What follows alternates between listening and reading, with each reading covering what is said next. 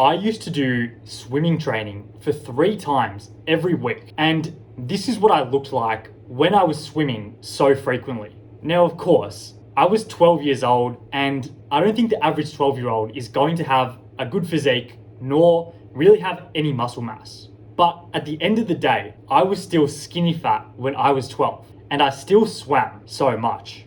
If you're watching this video right now, it might be because you want to attain a physique that's good. You might want to build muscle. You might want to lose fat. You might just want to have a physique where you can take your shirt off and feel comfortable. And I think that if you want to attain that goal, swimming is not the right way to go about it. There's a lot of talk about how swimming can be potentially really good for building muscle because you're doing a lot of types of strokes that are going to build your back muscles. But honestly, if your main goal is to achieve a physique that you want, build muscle and lose fat, the way to go about that is not going to the swimming pool and doing laps. The way to go about that is by getting into the gym and lifting.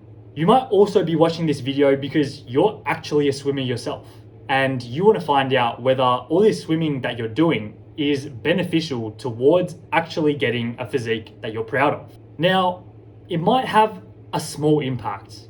You might be gaining, say, maybe a pound of muscle every year from swimming, and that's dedicated swimming. A pound of muscle per year is not much at all. If you've never set foot in the gym before and go for a year straight, you can put on 10 to 20 pounds of muscle in 1 year. That is going to make an incredible change to your physique. So ultimately, it comes down to whether your goal is to be a better swimmer or if your goal is to get a physique that you're proud of. If really you don't care about swimming all that much, you're not really going to go to the Olympics, then maybe it's time to just take a step away from swimming and get into the gym because that's what's going to make you the most progress. But of course, if you enjoy swimming, then don't stop. Just add it on top to going to the gym. So just to prove my point even further, I searched up the 5 greatest swimmers of all time. These are the guys that are at the absolute pinnacle of the sport of swimming. Let's take a look at their physiques. So first, we've got Mark Spitz. This is the GOAT of swimming. And if you look at his physique, it's okay, it's probably above average, but it's not particularly special, is it? Let's look at Michael Phelps. Now, this is a great physique, don't get me wrong.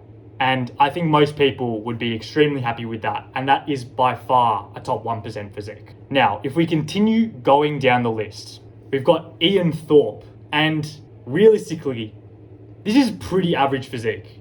Ian Thorpe is the 3rd greatest swimmer of all time. And this is his physique. I don't want to talk smack, but I'm just illustrating a point right now. These guys all have my respect. And they're obviously incredible athletes.